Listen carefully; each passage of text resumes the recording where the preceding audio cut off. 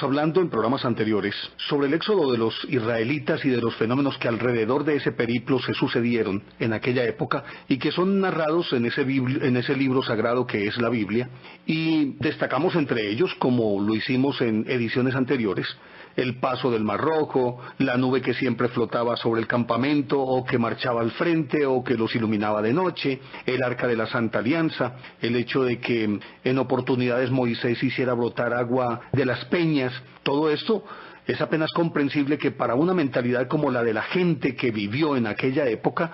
encajaba perfectamente dentro de la categoría de los milagros, y si milagros debían ser producidos por la deidad que era la que los protegía, los conducía y los llevaba hacia esa tierra prometida. Pero resulta que muchos de estos fenómenos, como explicamos en programas anteriores, ya se pueden explicar a la luz de los conocimientos que de la física poseemos en la actualidad. Y es que con el devenir de los siglos, el aprendizaje de los hombres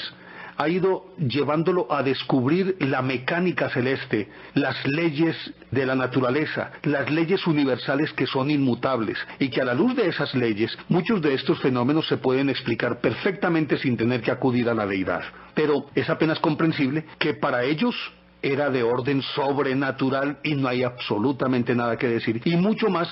si estos eventos son legitimados por ese libro sagrado que es la Biblia. Lo lógico es que se pensara así, porque en todas las sociedades siempre se han partido de mitos. Los orígenes de las sociedades parten de mitos que son muy claros y muy puntuales y que explican el origen de esas sociedades, pero también el origen de sus dioses. Y si ustedes observan, para el hombre, el punto de partida de nuestra historia comienza en el momento en el que se descubre la Escritura, en el momento en que el hombre puede plasmar sobre una tabla de barro, sobre una vasija, sobre una piedra o sobre un papiro, aquellos conocimientos o informaciones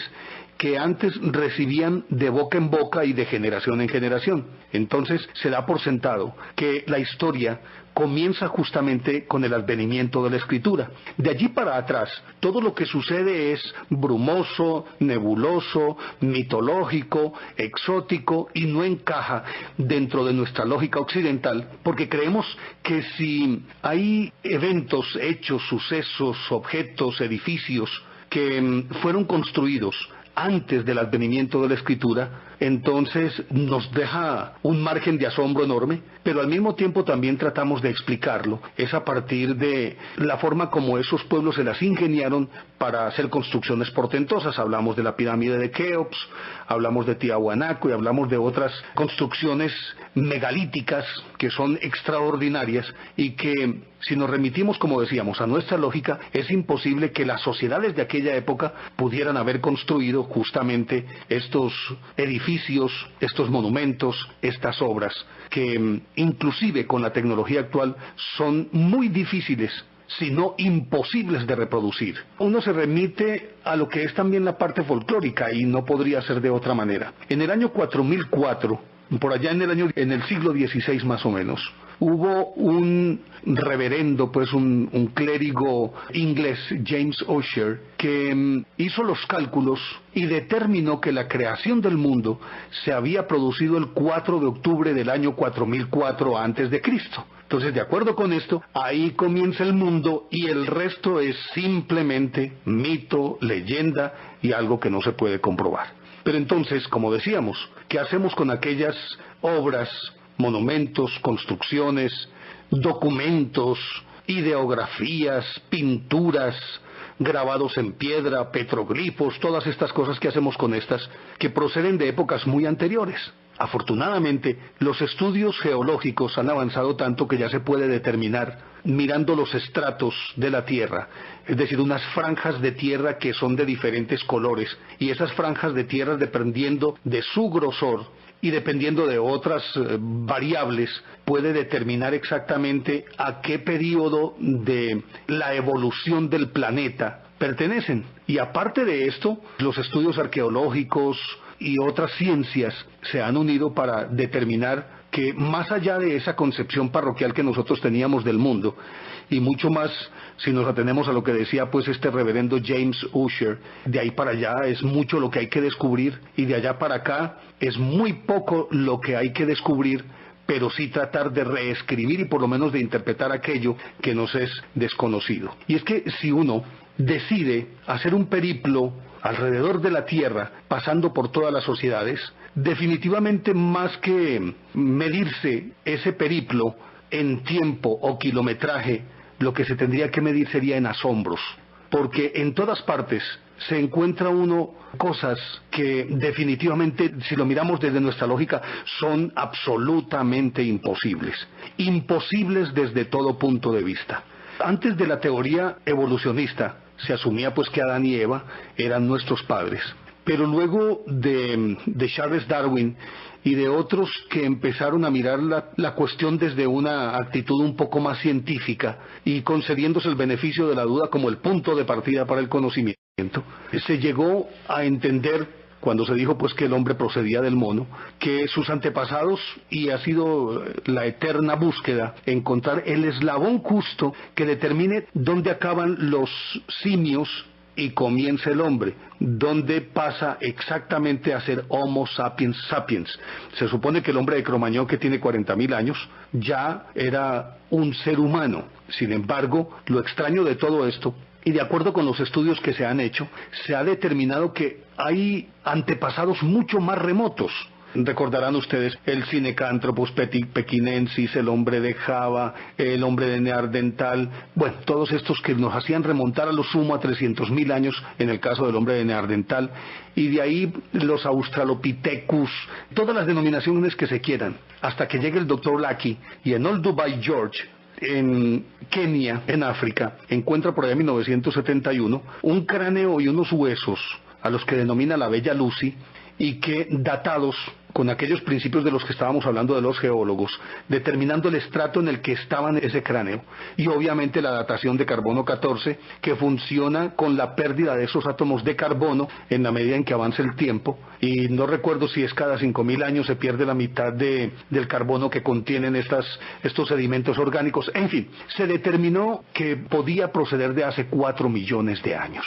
Pero paralelo a este hallazgo, se encuentra otro hallazgo muy cerca, en el que hay evidentemente un primate que tiene unas características homínidas, pero todavía no es un hombre, y al que denominan Homo robustus,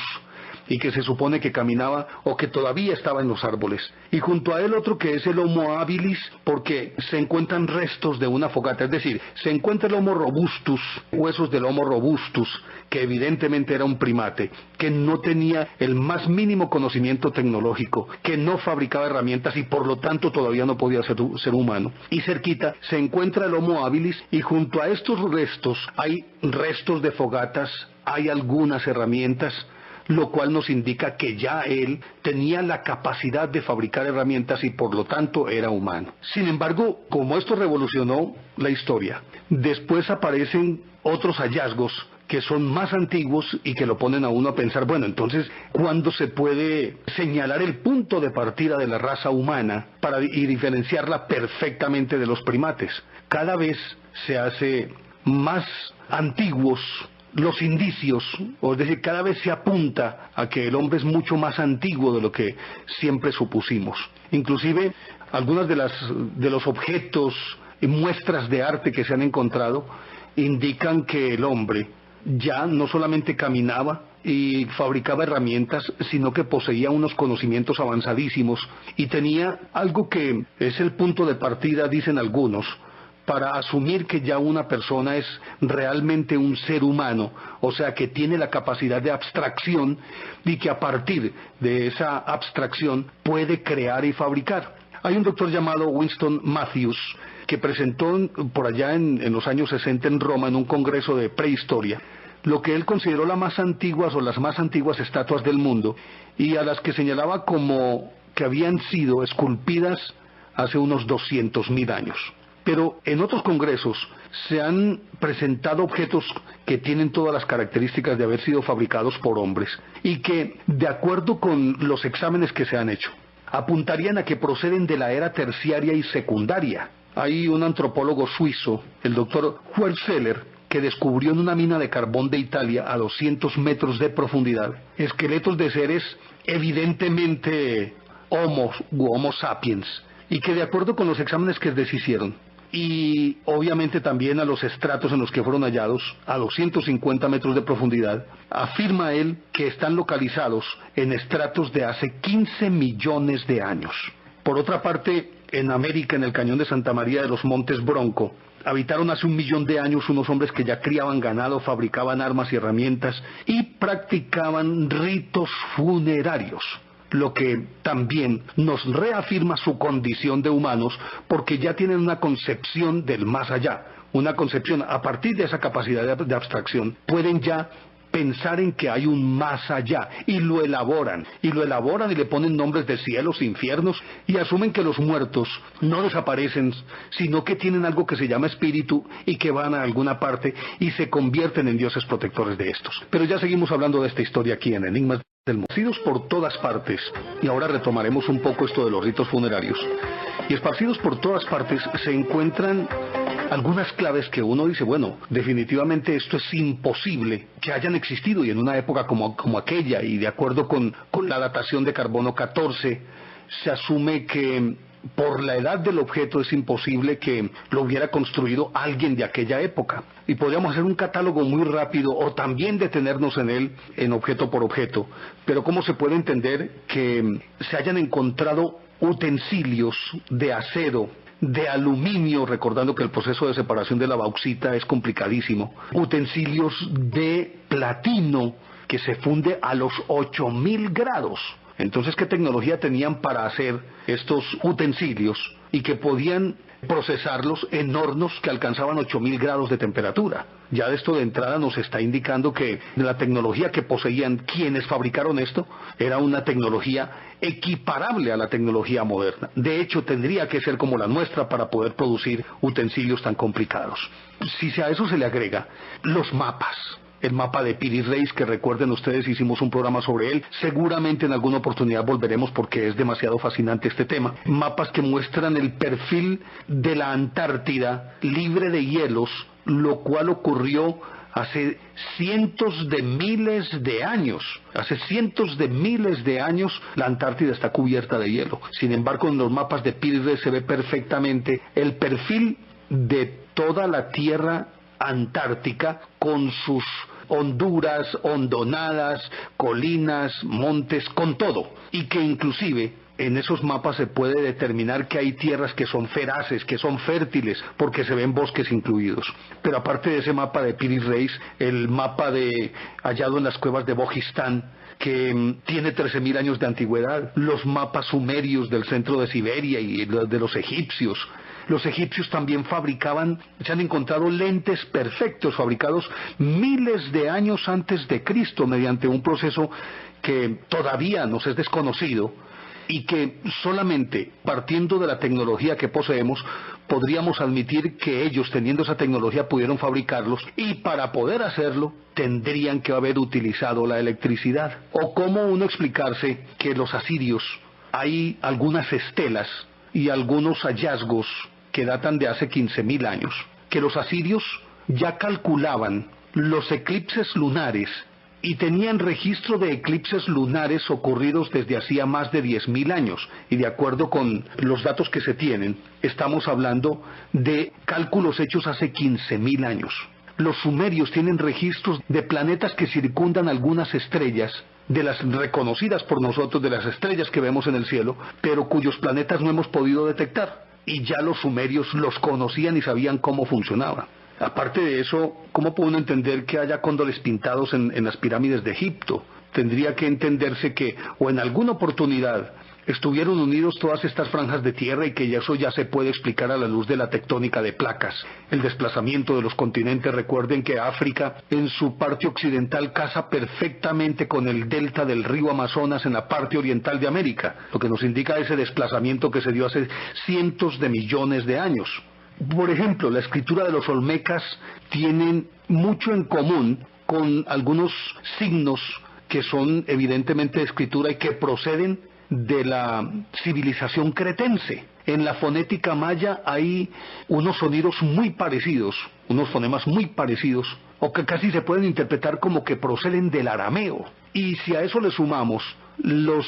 personajes que se pueden ver en distintas partes, en Tassili y Nayer grabados en piedra, en el Perú, entre los mayas, en la India, se encuentran personajes, y de eso pues ha sido muy cuestionado, muy rebatido, pero incontrastable. Es decir, no se puede simplemente reducir a la miopía de algunos que pretenden ver en estos dioses de unos tocados muy elaborados, y resulta que al mirarlos uno evidentemente tiene que concluir, partiendo de la tecnología que poseemos y de lo que ya hemos logrado, tenemos que concluir que son astronautas. Los cascos en sus cabezas, los uniformes ajustados a los cuerpos como a guisa de overoles o de monos, impermeables por todas partes.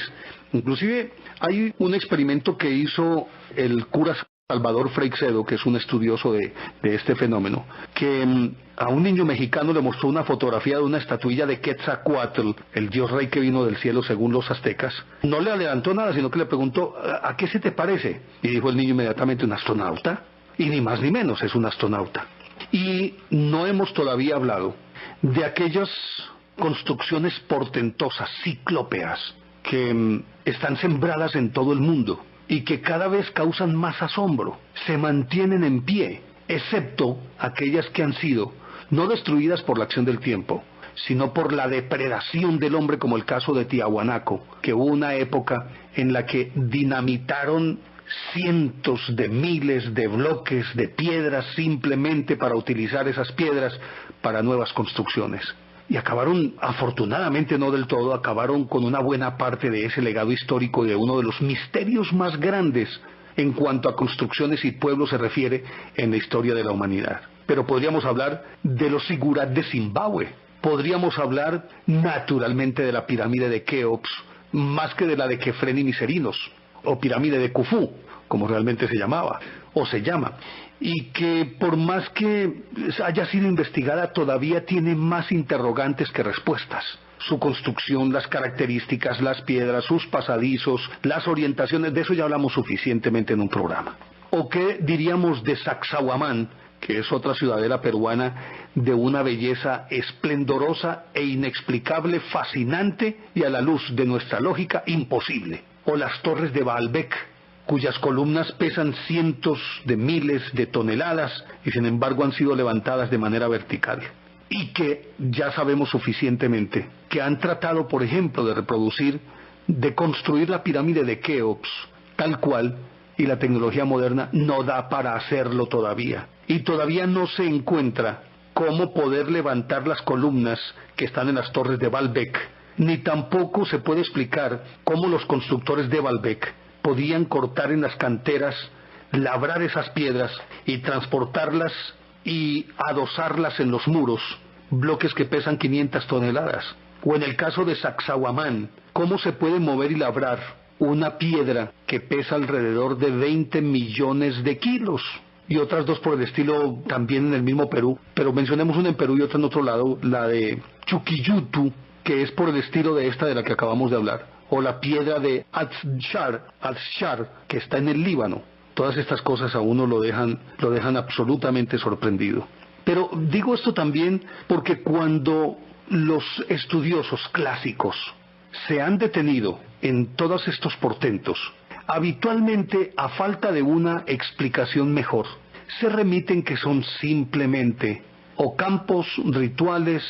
ciudadelas religiosas, objetos de culto y nada más, como decíamos los dioses de casco. Son objetos de culto, son representaciones y nada más. Últimamente, afortunadamente, se les han encontrado otras apropiaciones y otros objetivos, como es el caso de Stonehenge, el caso de Machu Picchu, el caso de la Puerta del Sol de Tiahuanaco, los Moai de la Isla de Pascua, que de acuerdo con estudios y cálculos que se han hecho, son evidentemente observatorios astronómicos. Y aquí empieza otra pregunta, o aquí se plantea otra pregunta. ¿Por qué esa fascinación del hombre primitivo por las estrellas? La explicación clásica radica en el hecho de que el observar los cuerpos celestes que le eran familiares,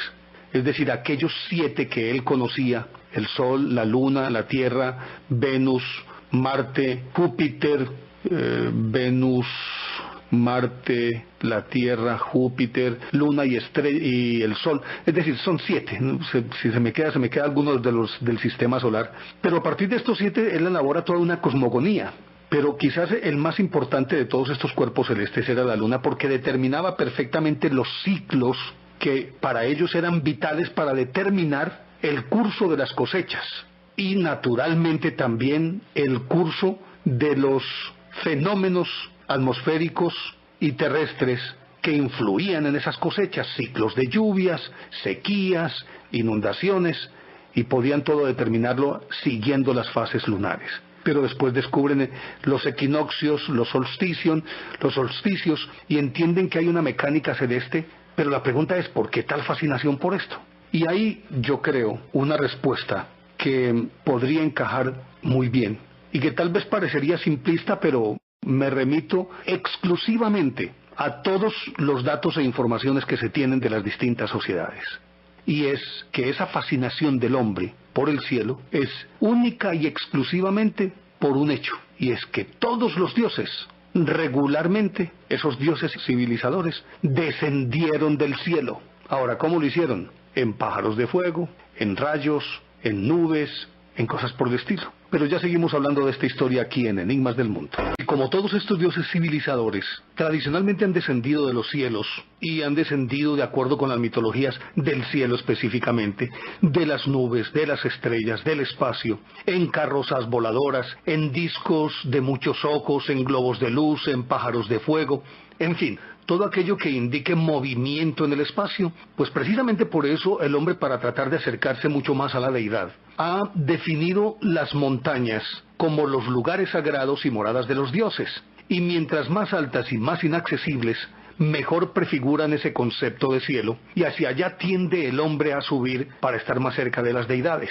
Imagínense ustedes nada más que el dios de los griegos, el Olimpo, el monte Shasta en Estados Unidos, los mismos Himalayas, que son considerados lugares sagrados, las alturas del lago Titicaca. La misma religión judía, en la que supuestamente Yahvé se le insinúa, se le aparece a Moisés, lo hace en la cima de un monte, en el del Sinaí. Esto no sé qué tanto cale en la psicología del individuo, pero si partimos de esa figura, y llámese literaria si se quiere, que los dioses siempre descienden, nunca ascienden, sino que siempre descienden, lógicamente que para el hombre esa noción de elevación significa también, y metafóricamente, no solo la ascensión del cuerpo, sino que también significa una especie de depuración del alma, del interior, del espíritu, que va ascendiendo también a niveles superiores. Obviamente que todos esos dioses, para poder bajar, han tenido, como decíamos, que descender en algún, dijéramoslo, artilugio, o usando algún método, porque que se recuerde, pues no se ha visto a un solo dios descender volando, sino sobre algo, sobre la serpiente emplumada, sobre un dragón, como decíamos ahora, carrozas de fuego, todo lo que ustedes quieran. Y naturalmente que si descienden, deben tener una figura que sea consecuente con un viaje en el espacio. Y por eso encontramos prácticamente en todas las sociedades, encontramos historias en las que aparecen esos seres de características muy especiales y que inclusive han quedado plasmados en ideografías, en petroglifos, han quedado grabados en pinturas y obviamente con mayor razón en la tradición oral. Primero voy a detenerme un poco en la historia de los indios Huros, el origen de ese pueblo, que de acuerdo con lo que narran ellos, y hagamos aquí claridad que los indios Huros viven en lo que llamaba antes el Alto Perú, hoy Bolivia, en la meseta donde está el lago Titicaca, del cual dicen ellos es el centro del mundo, y en el centro del Titicaca hay una pequeña isla que dicen ellos es el ombligo del mundo. Los Huros tienen como característica que viven dentro del lago. Ellos fabrican unas esteras de totora que pueden tener 25 metros cuadrados, y sobre esta estera apisonan más o menos 1 metro, 1,5 metros de tierra. Imagínense ustedes lo que puede pesar esto. Y simplemente sobre esa tierra ellos hacen su casa y tienen sus animales de pastoreo y lo que se llama el pan coger, y están permanentemente navegando en las aguas gélidas del lago Titicaca, y en algunas épocas del año simplemente se anclan cerca de una orilla. Ellos dicen que la especie humana provino del apareamiento de la diosa Orejona con un tapir. Esta diosa Orejona habría descendido de las estrellas, y ellos señalan a Venus como su sitio de procedencia, y que cuando venía en descenso sobre un pájaro, este pájaro lanzaba sus deyecciones, y esas deyecciones fueron abriendo ese lecho sobre el cual hoy reposa el lago Titicaca, dejando solamente la mitad intacta, que sería el ombligo del mundo. Ni más ni menos uno puede observar aquí que para poder hacer un hueco de estas características, de un lago que tiene más o menos unos 8.000 kilómetros cuadrados, pues lógicamente que tuvieron que haber usado unas armas poderosísimas, unas bombas, lo que se quiera, para poder hacer un cráter de estas características. Eso por el lado de la diosa Orejona, y ahí empezamos a verlo cómo se va perfilando la historia siempre ligada de la mano de seres provenientes de las estrellas. Y si seguimos hurgando, encontraremos en otras sociedades que también se habla de seres que descienden de las estrellas. Hay excepciones como la de los incas y de los aztecas, que estaban esperando el regreso de los dioses, y estos supuestamente vendrían por el mar y desde el occidente a sus tierras, y por eso se dejaron amansar tan suavemente, tan mansamente más bien, por los españoles, porque aquellos dioses que, de acuerdo con su tradición, vendrían de nuevo, eran blancos, barbados, de ojos azules, y ni más ni menos, estos fueron los españoles. La otra excepción que se puede encontrar es entre los sumerios, los caldeos y babilonios, que tienen un dios común que es Oannes. Oannes era un dios civilizador mitad hombre y mitad pez. Tenía cabeza de pez, pero bajo la cabeza del pez había una cara de hombre. Y su cuerpo de pez finalizaba en una cola, pero bajo la cola había pies de hombre. Y se expresaba con un lenguaje articulado como el de los hombres. Aquí lo que puede uno ver también es alguien que, enfundado en un traje de buzo o en una escafandra, lógicamente puede vivir en los dos ambientes. Y a decir de la mentalidad de ellos en aquella época, lo lógico era que lo asimilaran como tal, como lo describieron, entre otras cosas. Y este Oannes era un dios civilizador que emergía del mar en la mañana, estaba con los hombres y les enseñaba los rudimentos de la agricultura, de la producción, valores morales, éticos, sociales, y al atardecer se regresaba al mar, se sumergía en él para emerger al día siguiente. Y se dice que procedía pues de una clase de hombres superiores o de seres superiores que eran los Akpalus, y él, como Oannes, dios civilizador, también alguna vez se sumergió en el mar y nunca más volvió a aparecer. En otras sociedades se encuentran el Quetzalcóatl, que es un dios que desciende del cielo. Se supone que se encaja dentro, es decir, que se asimila a la serpiente emplumada, pero la realidad es que él viene a bordo de una serpiente emplumada. Y más adelante vamos a hablar un poquito sobre esto, porque hay algo bien interesante para contar y que valdría la pena dedicarle, creo que, un programa completo. Sigan buscando y encontrarán siempre que esos dioses descienden, como lo hacía Júpiter desde el Olimpo. Naturalmente el panteón romano, que procede precisamente del griego. Pero como testimonio de esto, se dan algunas grafías, algunos dibujos, algunas pinturas en distintas partes del planeta. Y algunos de ellos son evidentemente sorprendentes, como es el caso del hombre de Marte, se llama así, y fue encontrado en Uzbekistán, una pintura descubierta por un arqueólogo llamado Gergi Chatsky, y resulta que la figura o el cuadro representa a una figura con aspecto de astronauta, y resulta que este tiene una mano en el vientre y la derecha señalando hacia el oriente. En la cabeza se ve un casco, y del casco emergen dos antenas que son perfectamente definibles. Y en un primer plano, este está en un segundo plano, y en un primer plano aparece otra figura también de aspecto extraño, y tiene la mano enguantada, y ese guante de la mano se le puede ver hasta la costura del guante. Es decir, si uno lo ve, dice, no puede asimilarlo a nada parecido, a nada diferente a un guante. Y en la mano izquierda tiene un disco lleno de surcos, como los antiguos discos de 78 en el que escuchaban música nuestros abuelos. Y de acuerdo con la datación que se ha hecho de esta pintura, se afirma que tiene más de 7.000 años de antigüedad. Pero hay algo también sorprendente, y es que aparecen en el fondo unas montañas, y entre las montañas hay tres astros. El uno es el Sol, o tres cuerpos celestes más bien. El uno es el Sol, el otro es la luna, otro que es indefinible, y un cuarto que parece achatado y que se asemeja a un platillo volante, y se le llama el hombre de Marte. En Tassili N'Ajjer, que es, dijéramoslo, algo así como un cañón muy inhóspito del Sahara, allí se descubrió en 1933, en un valle que está dentro de ese cañón llamado el Valle de Igargarén, hay más de 5.000 figuras, todas alusivas o todas cuentan una historia del devenir de un pueblo que vivió en aquella época allí. Y hay para todos los gustos, de todos los tamaños, de todos los colores y de todas las texturas. Pero siempre llama la atención que regularmente toda la historia se centra alrededor de aventuras de hombres especiales que han venido del espacio. Y se pueden ver lo que a todas luces, ya con el conocimiento que tenemos de la ufología, se asimilan precisamente a ovnis. Pero hay una figura que destaca entre ellas, y destaca no solamente por el contenido, sino también por el tamaño. Es una figura que tiene 6 metros de altura. Y resulta que esta figura se le ha dado en llamársele el dios marciano, porque emerge de entre un grupo que evidentemente está prosternado, es decir, está arrodillado adorándolo, y él es una figura estilizada que se ve que está enfundada en lo que llamamos pues un overol o un mono, o en este caso un traje ajustado de astronauta. En la parte superior, o sea en la cabeza, esta está envuelta de una escafandra, del casco de una escafandra. Recuerden ustedes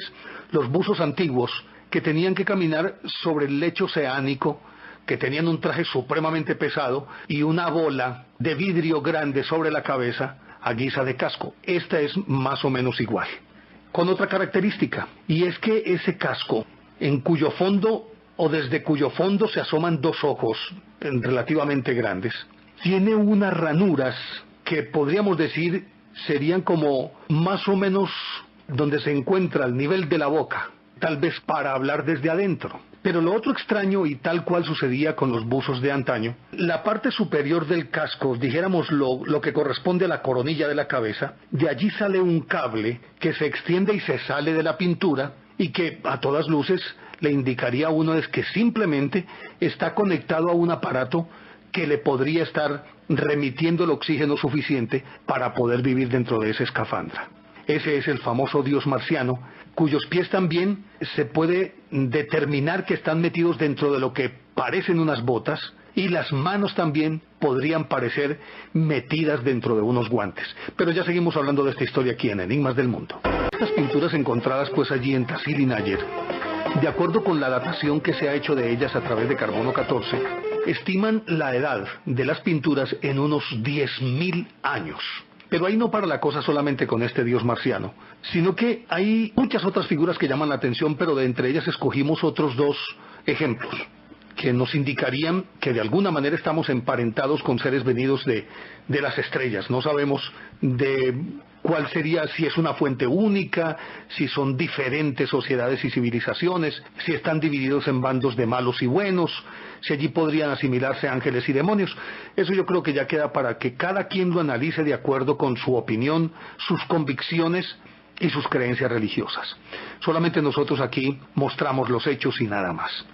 Decíamos que hay otras 2 que por lo menos llaman la atención, y una de ellas, bueno, las personas que ya están por encima de los 30, que pueden estar por los 40 años, conocieron los primeros juegos electrónicos en los que se escenificaban batallas siderales, y eran unas naves pequeñas que dejaban caer racimos de bombas, y entonces el jugador tenía que estar por debajo esquivándolas y a su vez disparando. Pues allí hay una pintura que, si uno más o menos tiene como referente aquellos primeros juegos que datan del decenio de los 80, inmediatamente tendría que asimilarlos a ese juego de los más viejos pues de electrónicos, de las naves que atacan y uno que se tiene que defender. En este cuadro hay 2 naves que tienen forma de, se ven de frente, luego es un corte transversal, no se ven de abajo arriba, sino más bien un corte transversal, y tienen el aspecto de un sombrero, es decir, el mismo platillo volante, pero la parte superior, lo que diríamos es la cabina, un poco más pronunciada y vista desde ese plano transversal, parece un sombrero. ambas parecen sombreros. Y de allí están soltando lo que a todas luces uno puede asimilar a bombas que están descargando sobre un hipotético enemigo. Y sobre esto yo creo que también más adelante tenemos que volver a hablar, porque a una representación de estas le siguen textos que son antiquísimos y que perfectamente casan los textos con lo que estas pinturas quieren significar. Y hay otra pintura en la que aparece un individuo muy bien dotado como macho, es decir, con un falo muy grande, y que tiene de la mano a una mujer que a su vez tiene de la mano a otra y esta a una tercera. Y la actitud de las mujeres, porque se pueden determinar que son mujeres por los senos y por las nalgas más o menos pronunciadas, y ellas por la actitud dan la sensación de que han sido arrastradas dócilmente, es decir, casi que hipnotizadas, se han entregado, e inclusive la tercera mujer lleva un pequeño cargado a la espalda a la usanza de los indios americanos. Y la figura que va adelante tiene en la cabeza lo que es definitivamente un casco, y va entrando a un disco, se ve un disco y la figura se ve casi que partida, es decir, una parte de la figura ya está entrando en el disco y detrás trae a todas estas mujeres. Podría parecernos algo, o podría recordarnos películas como Encuentros cercanos del tercer tipo, de lo que llaman las abducciones, es decir, los raptos de seres humanos. Ahí estaría configurado precisamente ese cuadro de un rapto de seres humanos por alguien que parece ser un extraterrestre. Y resulta que estas figuras, como aquellas del dios marciano, tienen 10.000 años de edad, de acuerdo con la datación que se ha hecho gracias al carbono 14. Con todo esto lo que queremos significar es que definitivamente el ser humano se encuentra aquí en el planeta, y que a pesar de que a lo largo de toda la historia se ha buscado ese eslabón que una al hombre actual, es decir, al Homo sapiens, con el primate, no ha podido ser encontrado. De acuerdo con lo que dicen algunos autores, muchos de ellos prominentes hombres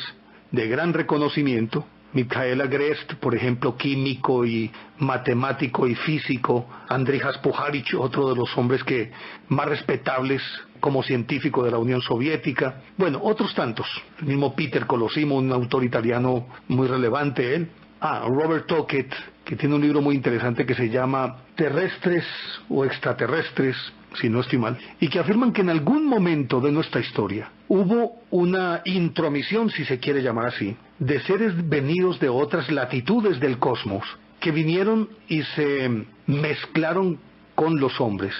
Y ni más ni menos aquí tendríamos que volver a aquella figura que describe la Biblia en el Génesis, de la cual estuvimos hablando en programas anteriores, que los hijos de Dios tomaron por mujeres a las hijas de los hombres, y que luego de esa unión nacieron los gigantes. Esto supondría que simplemente el proceso evolutivo de nuestra raza se aceleró a partir de una mezcla, a partir del apareamiento de extraterrestres con nativos del planeta Tierra. Y no estamos diciendo que solamente serían los hijos de Dios con las hijas de los hombres. Pudieron ser perfectamente las hijas de Dios con los hijos de los hombres. Ya también sabemos suficientemente, hay casos, el de Antonio Vilas Boas, quizás el más clásico de todos, en el que una extraterrestre lo seduce y se aparea con él, o como ha sucedido con algunos abducidos, el caso del matrimonio de Betty y Barney Hill, que ellos fueron examinados en su zona reproductiva, en su aparato reproductivo, para determinar realmente la capacidad que podrían tener como reproductores, lo cual indicaría también que existe un interés palpable de esos mismos extraterrestres de mezclarse, supuestamente, con nativos de otros planetas, en este caso con los nuestros, es decir, la gente del planeta Tierra. Y esto habría significado un salto en el proceso evolutivo, un salto enorme, y por lo tanto ya no tendría sentido buscar si realmente hay un eslabón que una al homínido con el Homo sapiens. Ahí tendría que haber desaparecido, porque simplemente el proceso habría sido acelerado, como si fuese respetando pues las distancias y guardando las proporciones, un proceso de clonación o de inseminación in vitro, bueno, que ya suficientemente conocemos esas técnicas que se dan. Y por lo tanto, tendríamos también que afirmar que estos dioses han jugado un papel fundamental en el desarrollo de todos los pueblos del planeta Tierra y que los nativos, sumidos en un estadio de un atraso tecnológico impresionante, al ver aquellos seres que podían dominar los fenómenos de la naturaleza, que vencían la fuerza de la gravedad, aunque el nativo del planeta Tierra no supiera que era la gravedad, sino que simplemente estaba atado a la Tierra y sabía que no podía remontar el vuelo. Al ver que ellos obran estos portentos, necesariamente los tienen que tomar y asimilar como dioses. Y yo creo que para muestra un botón. Se cuenta, si no estoy mal, creo que fue en la Segunda Guerra Mundial, una tribu africana, creo, y tengo que investigarme bien la historia y traerla ya con más detalle, pero la voy a simplemente a contar así muy por encima, inclusive hasta equivocándome si son africanos o no son africanos, pero lo que yo quiero contar es el hecho, no más. Aislada, esa tribu se estaba muriendo de hambre y entonces hubo una operación mediante la cual un convoy, si se puede decir así, o una flotilla de aviones más bien, pasaba por encima de ellos y dejaba caer cajas y cajas y cajas que contenían alimentos, que contenían medicinas, que contenían frazadas, de todo lo que podrían llegar a necesitar. Salvó a ese pueblo de la extinción, pero una vez que ya cumplieron su cometido, los aviones jamás volvieron a aparecer por esos lares. Inmediatamente los nativos